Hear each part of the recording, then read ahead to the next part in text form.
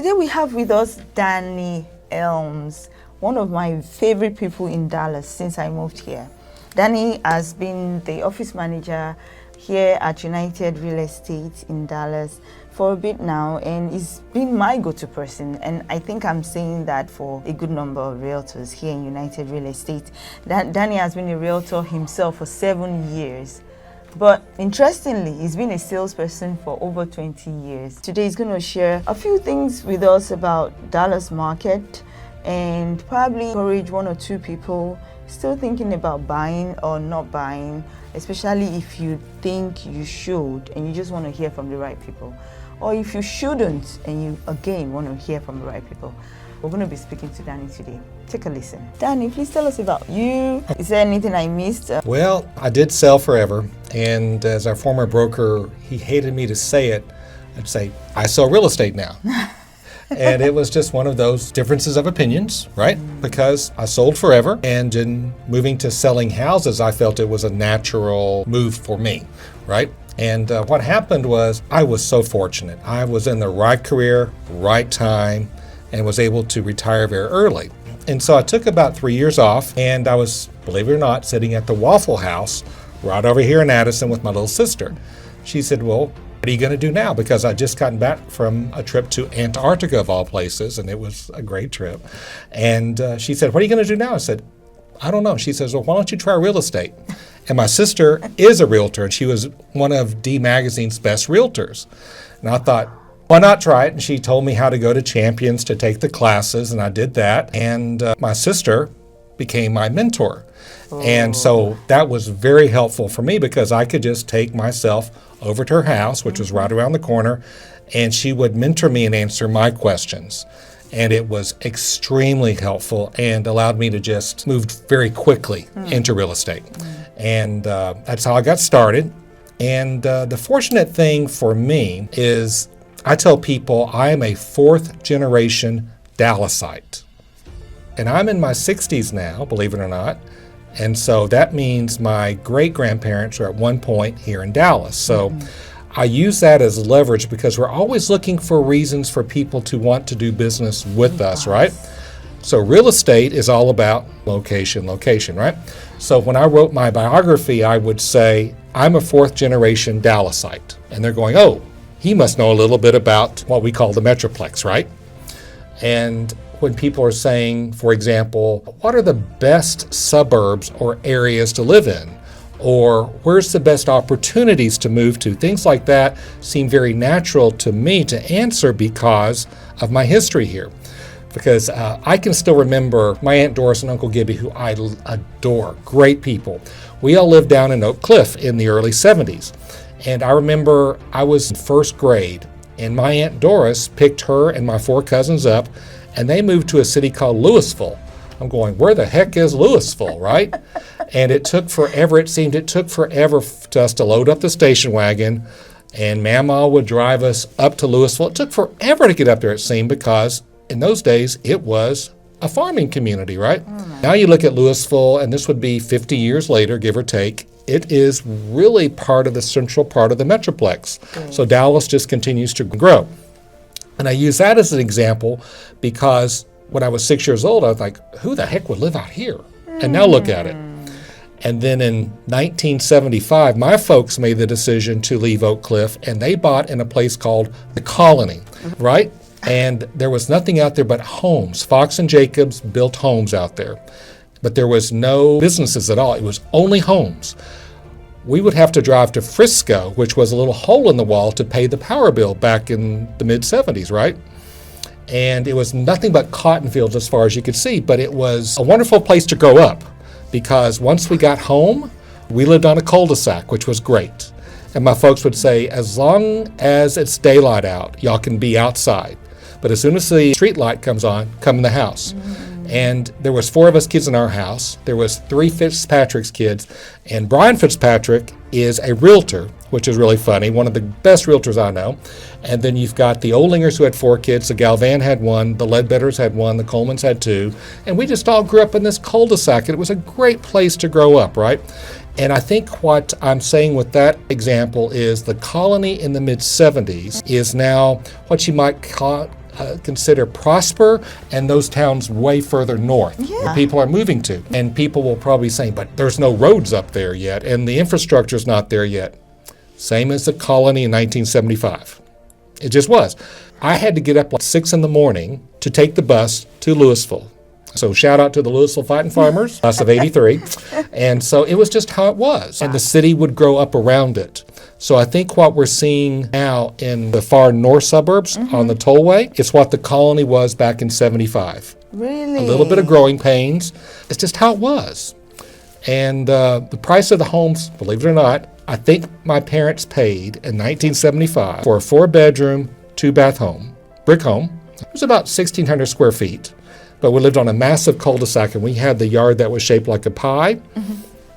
I think they paid $27,500 for that house. Well, I can tell you this. My sister sold the house for our father back in, I want to say 12 years ago, give or take.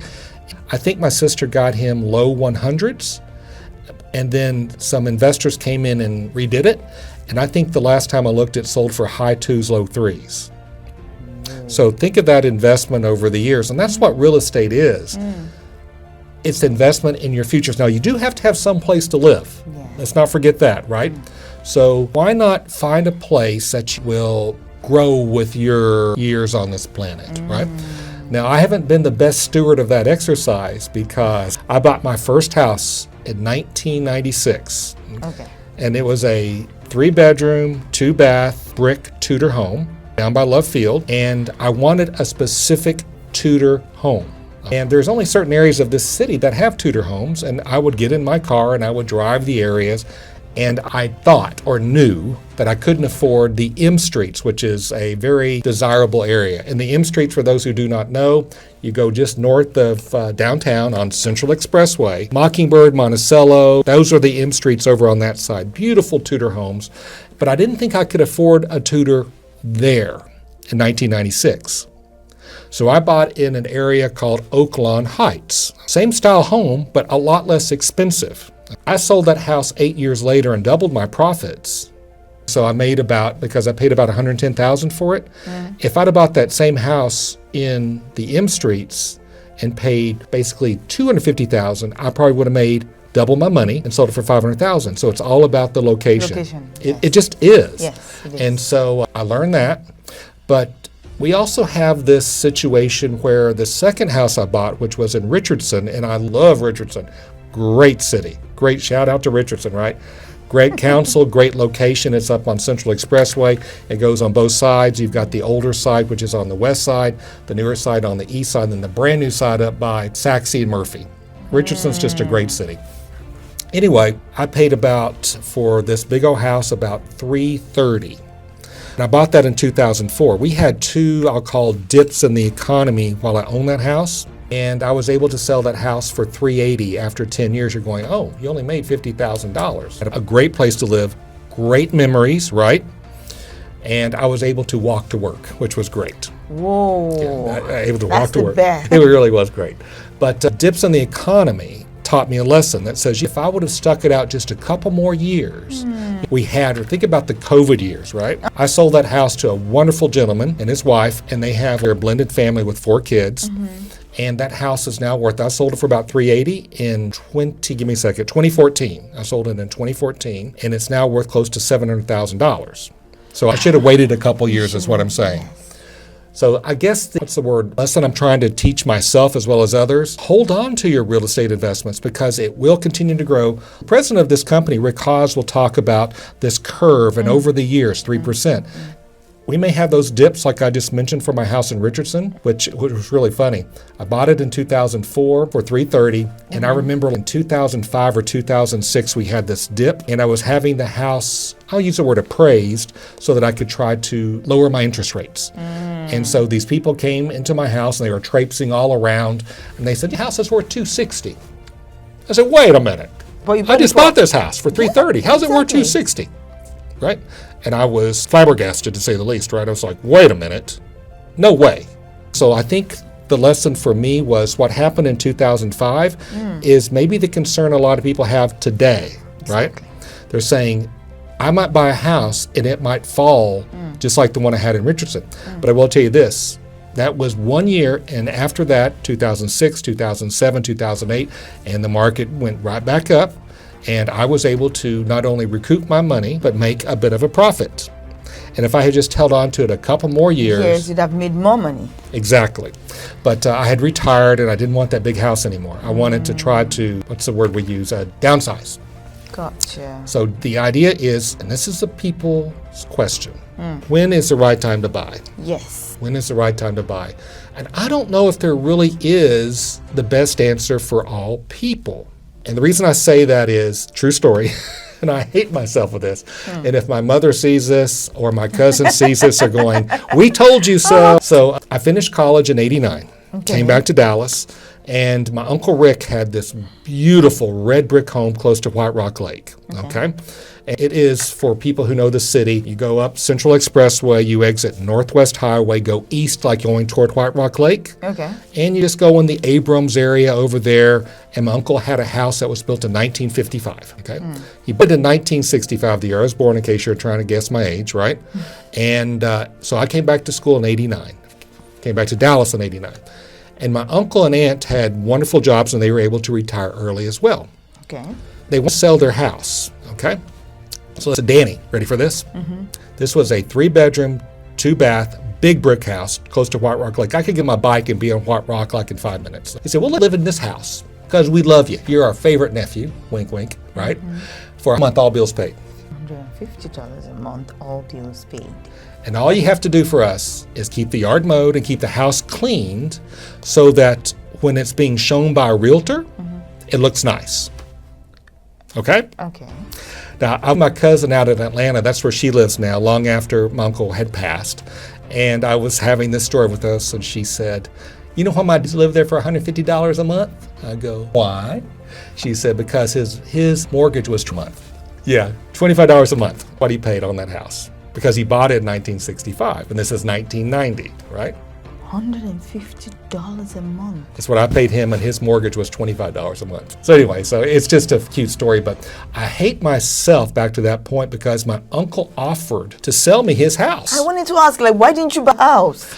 No confidence in myself. Oh, man. I mean, I did have to borrow a little money to get through school, and I was paying those monthly student loans, right? And of course, I had to have my brand new Pontiac, right? So I had to have that car payment, right? And it's like, I was just a brand new job, and you just don't have the confidence, I don't think, to say, I can do it. I kick myself every day for not buying that house. So that house is now worth, I don't know, maybe $600,000-$700,000. Oh my goodness. It's a beautiful home, beautiful neighborhood, very established neighborhood. It's just lesson, right? So if you're doubting when to buy, think back to what I just said. It's just how it is. But fortunately for me, Uncle Rick's house, I should say Uncle Rick and Aunt Barbara because it was their house, lived there for about a year. And I was hoping it would never sell. Right? But it did eventually. It did. Real estate was so different back then because we didn't have cell phones. We didn't have showing services. Oh my God. And I think it was, I don't know, it was like 8 or 1 night. And my cousin lived there as well, my Uncle Rick's son. And my cousin Ricky worked like a 5 a.m. shift, so he was already in bed. And you hear this knock on the door. It's like, okay, who's at the door? So I take myself in there, and there's this realtor wanting to show the house like at 8 or 9 p.m. It's like, go for it. It's what you did, right? Wow. And no heads up. Yeah. But we probably, in that whole year I was there, I bet you we showed that house maybe only 10 times. It's just different world back then. It just was a different world. I don't remember the economic conditions because I was so young and so naive, or what the interest rates were, but it took a year for that house to sell. It did. And talk about a year. Think about what we go through now. We think, oh, 30 days is a long time, or 60 days, the house has been sitting in the market for such a long time. But realistically, 60 to about 90 days, 45 to 60 days is still a good number of days on the market. But let's go back to your uncle paying $25 yes, for his mortgage. Meanwhile, he was taking $150 from you. US. So, okay. Now, I want to tie that to the fact that if you're thinking about not buying a house right now and you're renting from someone, you're literally paying that person's mortgage. And sometimes we change. In this stiff market, maybe not with a lot of change, but at least you're paying off their mortgage for them. when you could be paying off your mortgage. Bingo. You know, Danny could have even negotiated with his uncle. And that's the kind of market we are in right now. There are a lot of people that want to play your uncle or your auntie out there, not because they're related to you, but because they desperately want to sell. They're willing to give you that discount, that bargain, that incentive. Like, okay, can you face for me for free? You want to sell, right? And people are willing to do that for you in this market because it's a very interesting market, right? I would say that's correct. Okay, so and I like how you've kind of connected what we're through right now with what this market is like in terms of, okay, so you're holding on to the house and you're thinking, will I ever be able to make back my money, considering that the prices have gone kind of below, or put it now, like it's not realistic for you to sell now. Maybe not really. If you do not need to sell, if you don't need to move, hold on to your house. Matter of fact, if you can, hold on to your house. When you can buy another one, move on, lease that out, and let someone else pay your mortgage. How do you think people are handling holding on to their house or letting go of their house right now? That's a great question, and I can use a personal experience here as well. Okay. My sister, who's a realtor, she agreed to move into a big house because her mother's getting a little bit older and we could more care of her, right? And they bought a big house right over here in Farmers Branch, and their interest rate, I think it's low 3s, even high 2s, right? So they've got a really low interest rate. And my sister, very smart lady, she got a really good deal on the house, and I think it was high 2s, low 3s they bought it for, and it's a 4-bedroom, 3-bath house with a pool. It's a beautiful home. And so my sister's also getting close to retirement, and her husband has retired, and they're wanting to take the next step and maybe downsize themselves. And the quandary for them is, okay, which I've told my mom, you've got this wonderful house at this price point right now, okay? If you were to sell your house to get the same style of living, your interest rate's going to be 6% plus, right? So you will be paying what you now have, maybe 3 times more. So I think the dilemma for many people is, okay, I'm sitting on a very low interest rate. If I sell my house, I'm going to be picking up a 6% interest rate and my house will be maybe smaller. And that's the dilemma, right? So that is a challenge because not only does it affect the sellers, but it affects the amount of inventory. Because if they could, my sister, my mom, and brother-in-law would put their house on the market and downsize and move out to the country, in a sense, right? So I think we are sitting personally on the fence to say, let's see what happens over the next few quarters, and maybe the interest rates go down. So some of the advice I give to our agents who are listing homes that aren't moving is, instead of saying, okay, let's offer an agent incentive, painting allowance, what if we were to take those kind of funds and say, we will buy down your note, right? And we approach a lender to say, how much will it cost to move their interest rate from, let's say, 6.5 to 5? Because it will save the buyers hundreds of dollars a month, right? It takes a lot of effort because you need to talk to a lender, and it will take some money out of the seller's proceeds or profits to do that. But what it does is it moves a buyer from saying, oh, my house payment would be here at this house, it's down to here, and I can afford that. And that's important because I think what we're also seeing a dynamic in this market, sadly, it's not just our market. So we've gone in for years, you go see a house, you put an offer on it, and you do through the qualifications and you get lent the money, right? And you qualify. We're seeing now where the same process happens, but the insurance on that house has gone from, let's say, here to here. And the insurance cost on top of what you were expecting to pay may take you out of the ability to afford that home. And unfortunately, I've seen in the role that I play in a net play in this office, we've had to cancel some contracts because they being the buyers, could no longer qualify for the note because of insurance. And we live in Texas, and trust me, I love Texas. Been here my whole life, right? We've got hail, we've got intense summers, we've got tornadoes. And if you go down to where our broker lives in the Houston area, flooding, right? Hail. So what that may mean is, instead of saying, I need to have a house that's $400,000 because maybe for a first-time buyer, that's the house they want, right? Maybe the house you want is not the house you can afford, right? So we reset our to say, maybe I can't afford a $400,000 house. Okay. I afford a $300,000 house.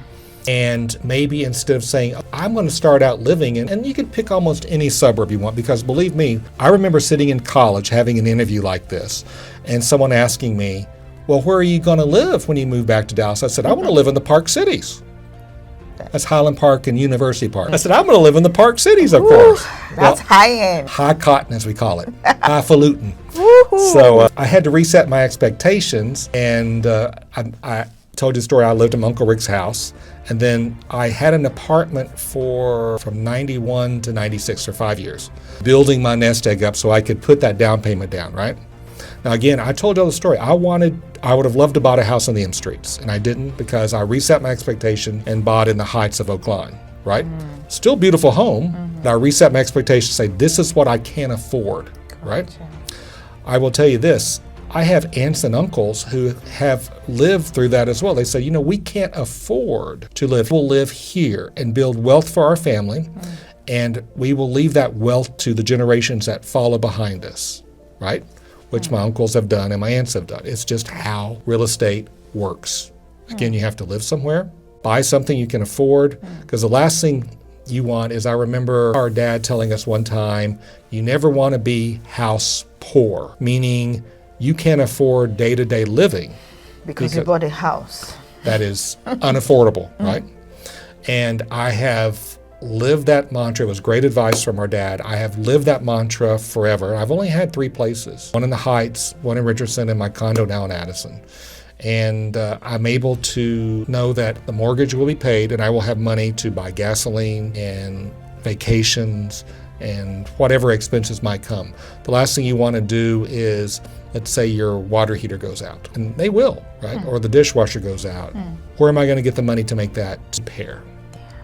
So the expectation, it should be, buy the home you can afford. And we have got Dallas itself extremely affordable compared to other areas of the country, right? Like the company I worked for forever, Northern Telecom, Nortel, our headquarters, we had a massive building out in California, and I go out to California all the time. And I would see these little bungalows, and you have to take the years into account here, where I'd see this little bungalow where maybe my little Tudor home I bought for $110 in, I can't remember the name of the city we're in. It's close to Santa Clara. You see that same house out there for $400,000 to $500,000, right? And it's still that way out there. The houses in California are extremely priced high. This is an affordable area. It really is. And the advantage Dallas has, you think about this. I'll give another example. Think about Seattle, or no, actually Denver's a better example. We were just vacationing up in Colorado, driving down Highway 25 down south, right?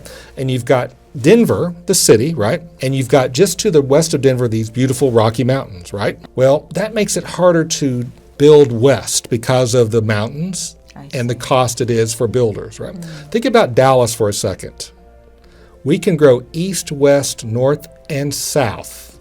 It's got flatlands. It is very flat, and cotton fields, wheat fields, whatever you want to call it, as far as you can see, a builder will go out there and buy, let's say, 40 acres of land and build affordable homes.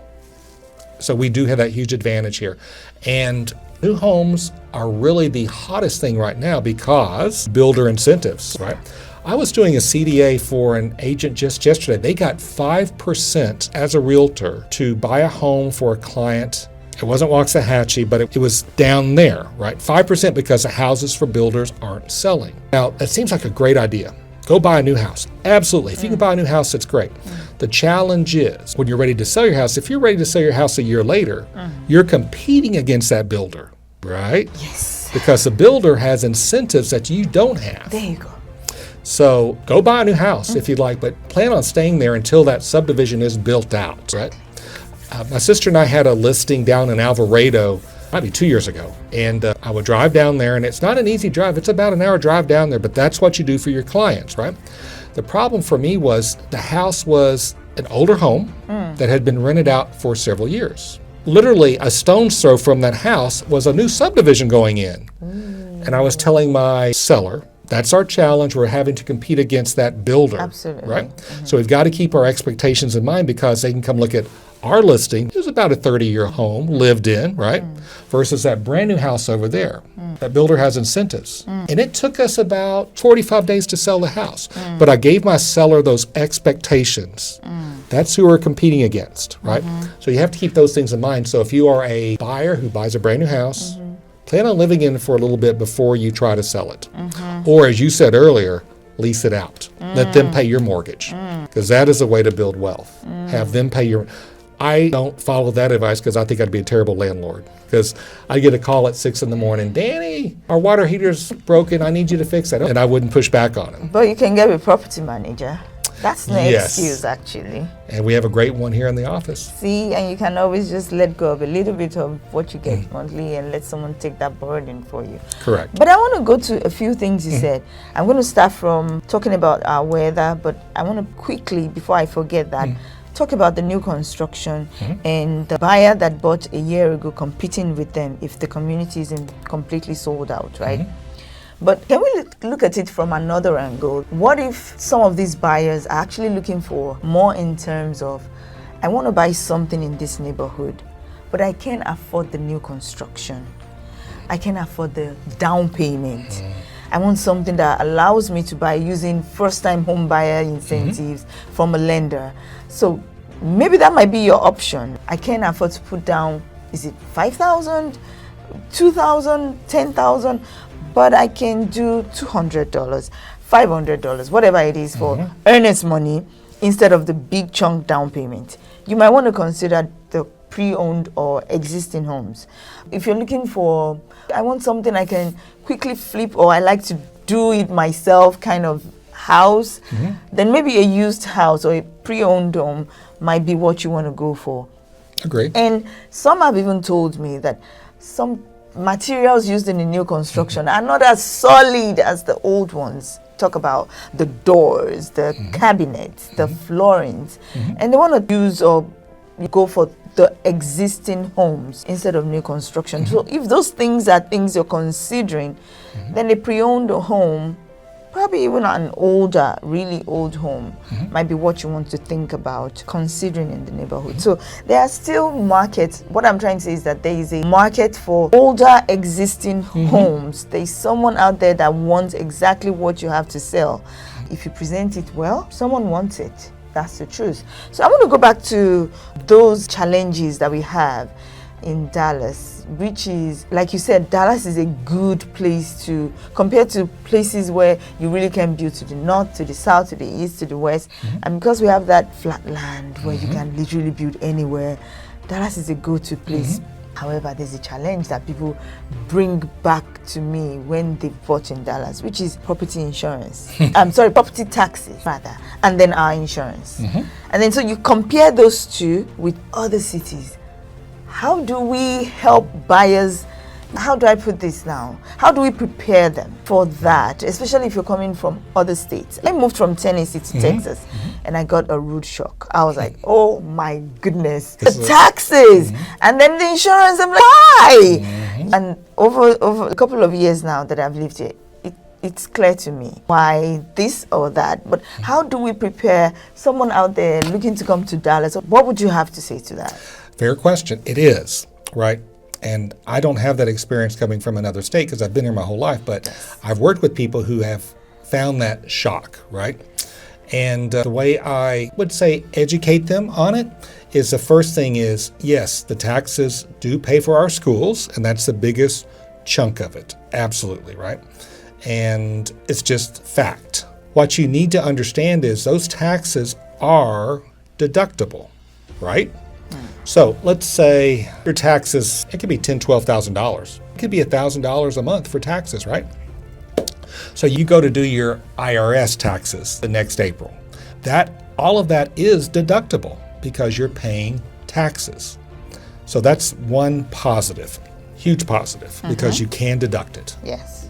but it's got to be built in. So when I would be working with buyers that were coming from out of state, right, I would talk about the monies you have to set aside. And the way I sold, I tried to always be as honest as possible in my sales career. And I lost deals because of that, even before I started doing real estate. But I felt if I was honest with them, it would keep me out of trouble.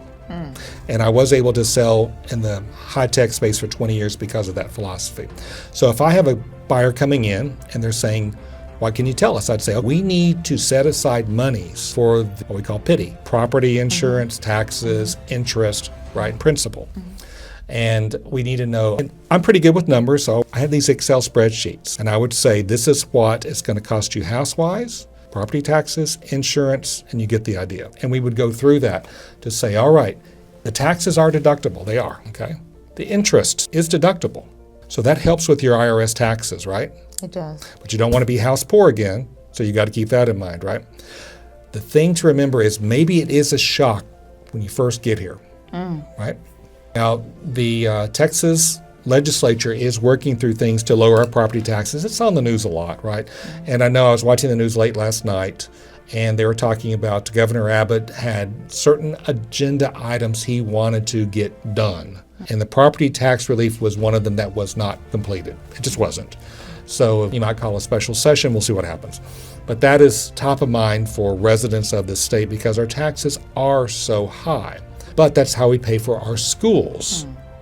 So if it's not done tax-wise, because teachers, shout out to teachers, they should be paid well, right? They should. I think back to all the teachers, they're for me. They should be paid well, right? So if we don't know what taxes, how do we pay it? I don't know that. I'm not a legislature, right? But they've got to be paid somehow. So if it's not on taxes, where does the money come from? I don't know. We're trying to get property tax relief. Let's say we don't get there. It's just a cost of doing business in the state of Texas, right? We have to plan for it just like you plan for everything else and just build it into the price of the house, right? Just how it is. But I say that because, believe it or not, many folks moving into this state and many folks like myself who have only lived in this state do not know about the homestead exemption, right? I'll tell you a funny story. And it's one of the ways that I tell agents now that maybe you can find clients. Homestead exemption. I bought that house down in Oaklawn Heights in '96, and I got this letter in the mail. I don't know, from this lady. She says, let me help you save money on your taxes. And I said, oh, being naive, I either called her or wrote her back, said, how does this work? She says, if I can prove I can save you money on the taxes, will you let me have 50% of your savings for that year? I said, of course I will. It sounds like it's not there.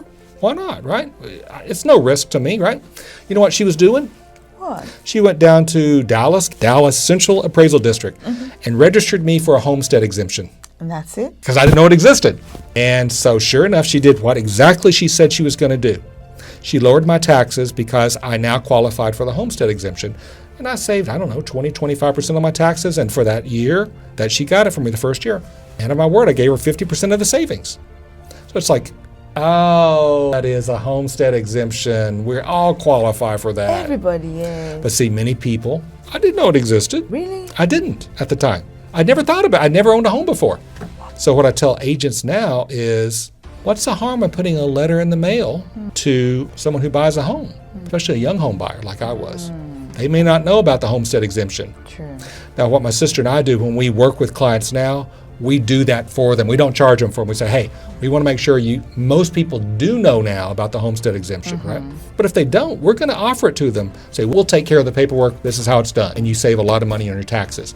So yes, the taxes are high, but make sure you do the homestead exemption to save you some money. And you may have other exemptions as well. Our little brother had a house up north here, up in Howe, H-O-W-E, and he had an ag exemption on his land, right? And he's up in Sherman now, and he may even have an ag exemption on that property, because my little brother's pretty smart, and he may be getting lower taxes because of that. Really? So now you can't have an ag exemption. Let's say I live in Addison, great city, Addison, right? It's right here. There's no land left. We're all landlocked there. So you're not going to get an ag exemption in Addison. You're not going to fool anybody with that one, right? You don't have a goat in your front yard, right? No. But there are exemptions you need to look into. Ag exemption, over 65 exemption, homestead exemption, and there is another fourth one. It is for disability exemption. So look into those things because it will lower your tax bill. Right? So, just for someone listening, ag exemption means agricultural area, Yes, right? sorry, yes it does. Just so you know, right? Yeah, and so what that could mean is when my younger sister lived down in the Corsicana area, they had some goats. You just threw some goats out on the land, and goats do what goats do, and they got to write it off. Wow. Did you hear that? That's why I say you can't have a goat in your front yard in Addison. So I want to also piggyback on some things you said, which has to do with the saving, how to save money. So for the tax exemption, someone might be thinking, but I have to pay the taxes first, right? So in that case, typically what I tell my clients is, why don't you look for homes with taxes you can afford? Go to areas where they sell homes with affordable taxes. Be mindful of the taxes when you're buying in Dallas area. Don't just pick, oh, I love that neighborhood, my friend lives there, or it's close to work. Be very diligent in looking at the taxes, the insurance, look at those little details and see how that works for you when you add all your numbers together. And this is not just about Dallas. If you go to Houston area, suburbs, and it's everywhere in Texas. So be very mindful.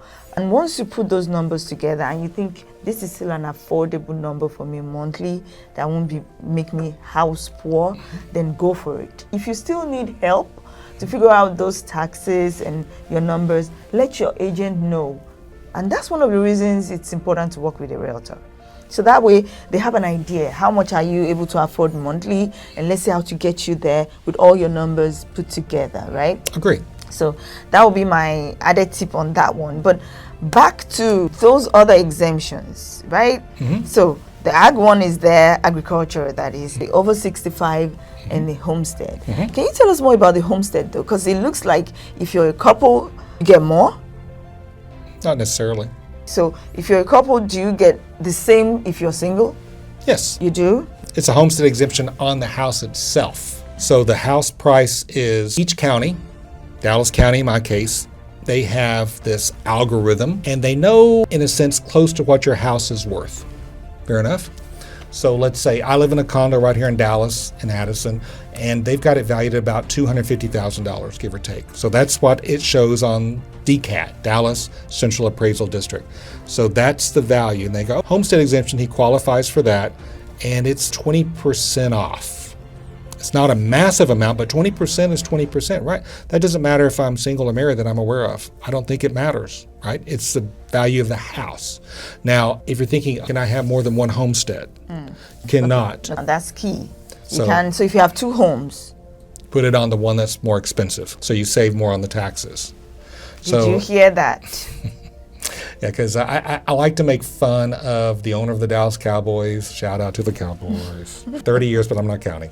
Anyway, he has that great house in Highland Park over on Preston Road, right? And I bet you Jerry has lots of homes. So I bet you he has his homestead there on the one in Highland Park because that's probably the most expensive of his houses. So put the homestead on the one that is most expensive, right? And that's just a tidbit that most people know. You figure it out really quickly. You do, right? But always make sure you have the homestead exemption and you qualify for it. You don't have to do anything special to qualify it. Now you have to prove that you don't want to get caught and people say, yeah, maybe I can tell them I'm here, but really here. They'll figure it out, right? So just be honest with them, say, this is my homestead, and you will qualify for it. It's that simple, because they're not going to do it for you.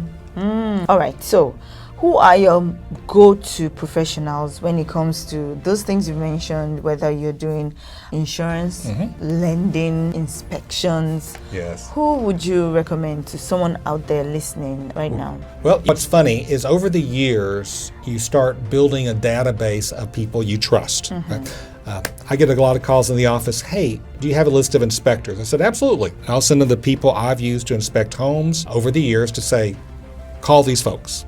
How did I learn who those inspectors were? Through trial and error. For example, I'm thinking about my sister, who is my mentor. I would ask her the same question. Who do you use for inspections, right? And you just start building your database. But I'll tell you about, because there's more than inspections, there's more than lenders. My sister and I were doing an open house it was on the east side of town. It could have been Murphy or Saxe. It was over on that side of town. And we're just in an open house. There's nobody there, and this young man walks in. What? He was drumming up business for his photography business. I love the initiative. This kid was just going to open houses and says, I want you to give me a chance. My sister and I were saying, well, we should out to Shoot to Sell. They're a good company, right? But after he left, you know what we did? We said, we're going to give him a shot. We loved the initiative. His name's Sam Burris, good kid. And my sister and I had a listing down of land in Corsicana. And I called Sam. I said, Sam, we're going to give you a shot. This is a big piece of property. Do you have a drone that you can do a drone video? He said yes. He met me down in Corsicana. He took the drone up and he did a beautiful flyover with music and verbiage. I said, you got my business going forward, and I recommend Sam, just because he took the initiative to come into that open house. But it's all about working with people you've come to know and trust, because I've got a list of inspectors, and I've had some tough discussions with inspectors sometimes. One of my favorite inspectors, she and I went round and round because there was a situation with a certain bolt or screw or something that needed to be in some attic stairs. And I was like, anyway, I won't get into the details, but it was like, that just doesn't make a lot of sense to me. But we got it resolved. So you have those tough discussions sometimes with your partners, and I call them my partners, right? I have my inspector partners, I have my photography partners, I have my lender partners, right? And I have my title partners, such as United Title right here. Liz Evans right here, she's great, right? So you just build those relationships, and that's what it's all about in this business, in my opinion. It really is. You want to work with people you trust, and you'll have your back, right? And the reason I use what I call local lenders, right? Local lenders versus Virtual lenders. or those who are, let's say, in Out of state. right? And unfortunately, I've run into ones that are out of state because, let's say they are in, I'll pick a state like Ohio, not to pick on any specific lender, and it's Saturday morning and you need to talk to someone. They're not there. Versus if I have a lender locally that I probably have a relationship with, that I probably have their cell phone. And I was talking to one of our agents here a couple months ago. He was having this challenge, and I said, which lender are you using? He told me, and I said, do they have an office here? He said, yes. I said, you know what I would do? I would take myself in my car and drive to their office and sit in their office to say, I need this resolved because this is my client, this deal's going sideways. And I'm not leaving here until we have a conversation. It might be a tough conversation. Maybe the lender says, we just can't loan them the money, and you have to back out of the contract. But you don't want to leave your client just hanging out there, Yes, right? in It is limbo. our job to lead them through the Yes. transaction. Yes. And I'll tell you, one of the greatest compliments I ever got from another agent, right? It was one of my very first transactions. It was my first, not my very first, but one of my first ones where I did a sell and buy for the same couple. And they were selling in Farmers Branch and buying in Farmers Branch because they wanted their children to go to the same school. Okay. And had a lot of foundation issues. It was just a nightmare from a foundation perspective. But we got through it, and the agent who bought the home from me, she said, Danny, you know what I noticed about you? You never showed panic. You never let your sellers know that maybe the deal was going sideways. You kept calm and cool and collected, and we got through it. We did. And it was a great transaction for me because that got so much for me because they are looking to you to trust them. You want their trust to lead them through the transaction. And if you don't show panic and you don't show other types of, oh my God, Anxiety. yes, they will say things are on track and our agent is doing the right thing for us. And I took that compliment. I've used it almost in every example that I do real estate. Wow. Show confidence, show calmness, and lead them through the transaction. Not every transaction is going to go smooth. Most of them don't. There's going to be something that you haven't come across before. The very first transaction I did, the house was built in the 80s, and we're selling it we're buying it in 2018. So it was like a 33-year-old house. Been sold and bought many times. The square footage was wrong. It was 200 square feet less. This is my first transaction. It's like, how is that possible? How is a house 200 square feet smaller than it shows on the ECAD, which is the appraisal district, right? How did anyone not catch that over the years, right? And I was like, oh my What? God. So I called my mentor, my sister, to say, oh my God, what do we do? Because you can show panic to your mentors, right? Yes. Just don't show it to your clients. Yes. And she says, oh God. So we talked to our broker, and I talked to my clients, great people. And I told Ben the situation. He said, let me and Joanne talk about it tonight, and we'll call you back. Ben said, Danny, next day, we're buying that house. Thank you for being honest with me. Oh.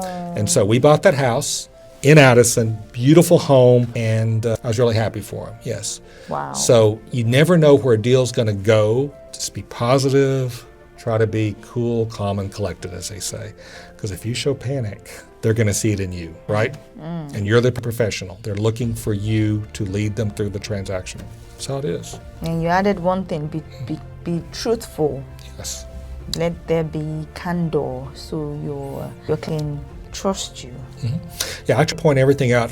There was one client I was working with. I was going, you see these foundation issues? Living in Texas, we have foundation issues. I'm going, we can buy this house. We don't know the foundation issues, so we want to make sure we go through all of those steps to do the inspections. We may have to have them to fix stuff, they may not. But if you're just honest with people, telling your buyer or your seller what's expected, I think they appreciate that. Yes. Don't get me wrong, I've been fired from deals. Couldn't get the house sold because I was overly honest. Because I told this gentleman, great gentleman, I still consider him a friend, you can't get that house. You cannot sell the house for that price. It's not going to sell for that price. But he wanted that price. And I said, I will sell it or list it for whatever you want. And we did it for a month and a half, or open house, and it didn't sell, and I did everything I could for it. And so we parted as friends, and he fired me, and he got a new agent, and it took him 1 year to sell it after I was fired. And he got what I told him it was worth. See? But then he would respect you. He does respect me. We still talk.